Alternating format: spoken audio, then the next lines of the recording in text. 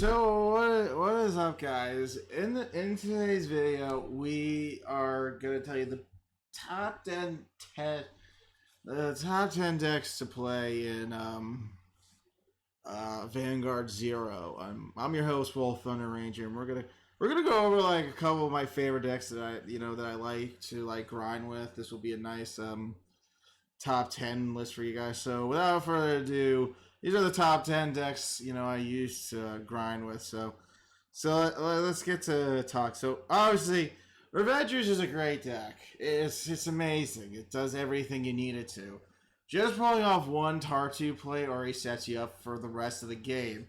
Just putting even this guy in the back of your Revenger Vanguard, being Mordred or Raging Form Dragon, has already set you up for success. And that actually really helps. But because Tar2 is so up in the air where you can put her anywhere you want, she really kind of sets up your plays at the end of the day. I mean, Raging Form Dragon giving you extra attacks, and Mordred just calling any G2 or lower, which can call Netmates for filter support if you're drawing G3 hands. Definitely one of the top 10 decks I would always recommend for the ladder grind. Another deck in my top 10 is definitely going to be Turbo Leo. Turbo Leo is freaking nasty. If you get this to go, it goes pretty hard. You get the self-damagers, you can be doing this effect at 2 damage. And if you run Soft Tank Sloth, you'll be able to maintain this effect throughout because you'll be able to countercharge 2. So you never lose CB. So again, that's another thing I liked. I definitely put this in my top 10 of decks that are pretty good for ladder grinding. They definitely can help you push, so on and so forth. Zebra helps you call cards, and that is good enough. Polaris helps you for final fit damage. Again, that's good enough. And Reverse Leo is your big combo B-Stick that powers up all your columns, so you can swing pretty heavy on the Vanguard, and no defense trigger could stop you. So Leo definitely makes top 10. Battle Sisters is another deck I used to grind with. Definitely another good top 10 contenders. Battle Sisters. The amount of draws you get, and with the fact that we have Tom, and Tom does you can't activate a PG, so with Tom around, you're able to do certain plays and have a good time. And you got Parfait, and Parfait not being LB bound, besides the 3K boost and an extra draw, doesn't really kill it. And actually, I do like riding Parfait in this deck a lot, so that helps me draw some cards out. Coquette, obviously, is definitely another good unit that help Battle Sisters kind of function at a high priority. And with Coco being able to add PGs, there's so much you can do with this deck in general that really pushed it to the limit. Fromage always ages with beauty, and that just goes to show Nuns and Guns are pretty highly played for ladder play, and that's why I put them in my top 10 list.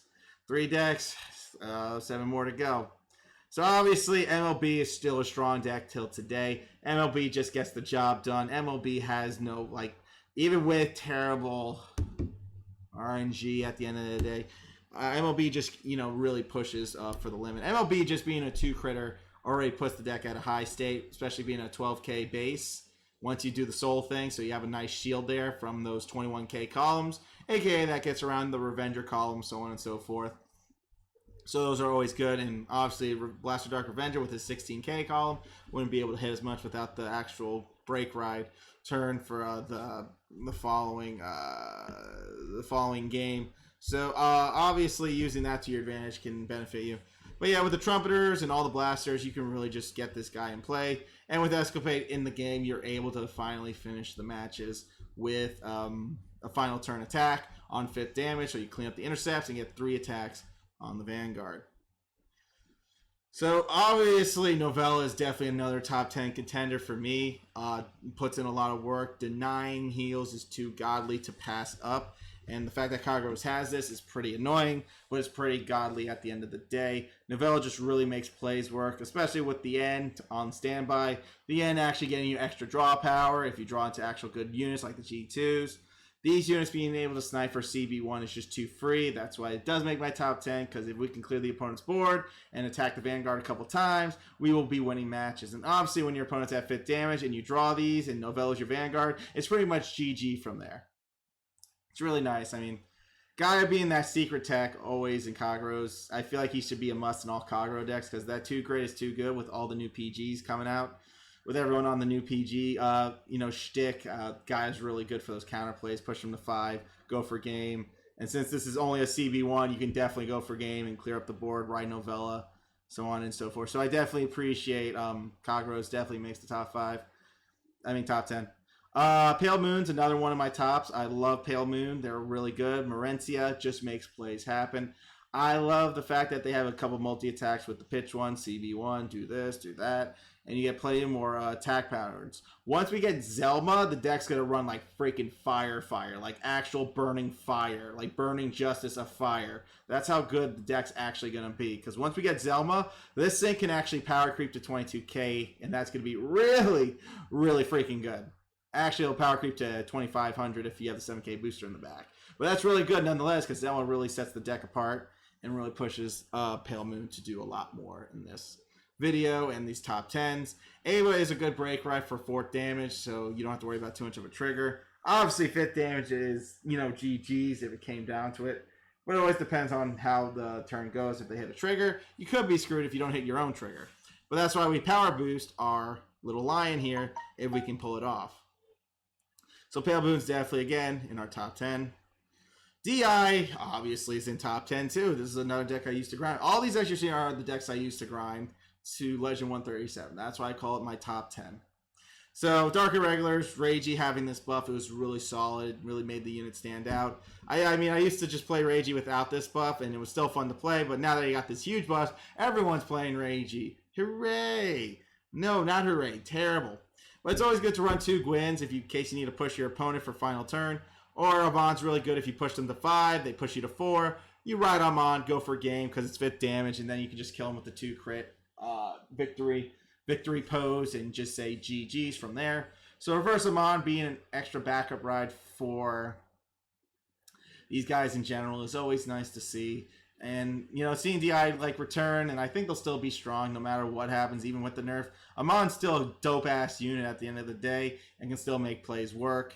And Ragey, obviously, once we switch to self-damagers, the deck's still going to be the same. And obviously, you're going to be pushing your opponent to 4th damage, and Ragey gets his 3 crit anyways. So again, more little ups and downs with the 3 crit that won't really vanish from time to time.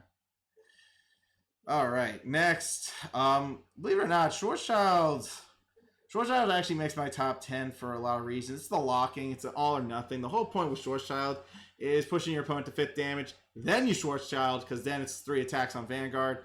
And if you knock out all the PGs and you have 2 intercept, guess what? You kind of win the game because you have a PG of your own, and you can really kill your opponent at the end of the day. So obviously, Schwarzschild definitely makes the top 10 decks to kind of use right now on ladder. Definitely helps you with the push. Locking units help as well, and you can get some really good damage output in with Singularity Sniper. Sniping more front row units that can really be denied your justice at the end of the day. So that is 8 decks. Another deck I definitely liked using, believe it or not, is Golds. Golds is great. Garmer helps you against every Naru player. There is no Vowing Sword play if you do this right. Garmer Liberator protects you guys for that entire turn on your Liberator units. Please read your freaking cards, please. I can't tell you how many times people don't read and they get cucked off their reverse Vowing play thinking oh, I had to do the effect again. Maybe it only had protection once. Obviously, it doesn't have protection once. It's for the whole turn. That's why they updated Garmer to be fucking good. Pay attention to cards.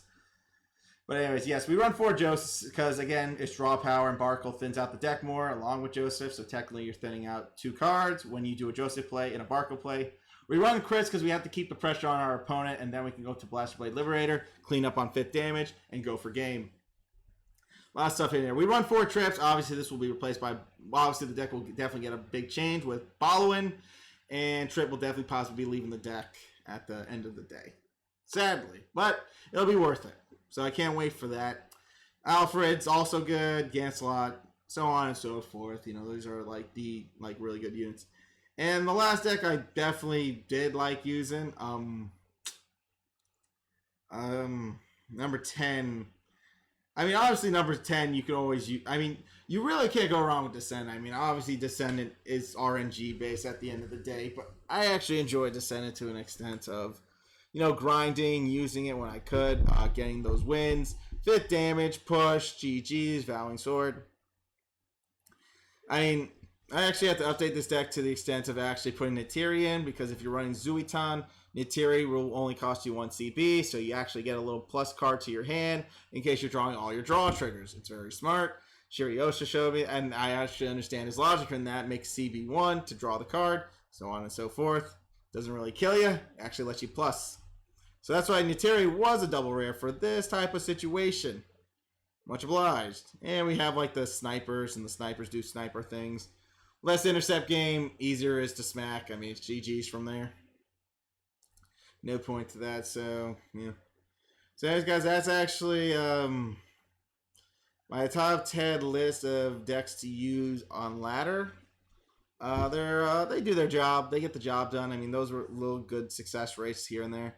So I'm kind of happy where those decks came out. You know, Own Spring Championship is like a lot, and I couldn't I couldn't be any happier at the end of the day. You know, I mean, with Spring Championship around, there is nothing more I'd rather be grateful for the Vanguard people, the Vanguard community, for enjoying the grind, enjoying my content for even zero.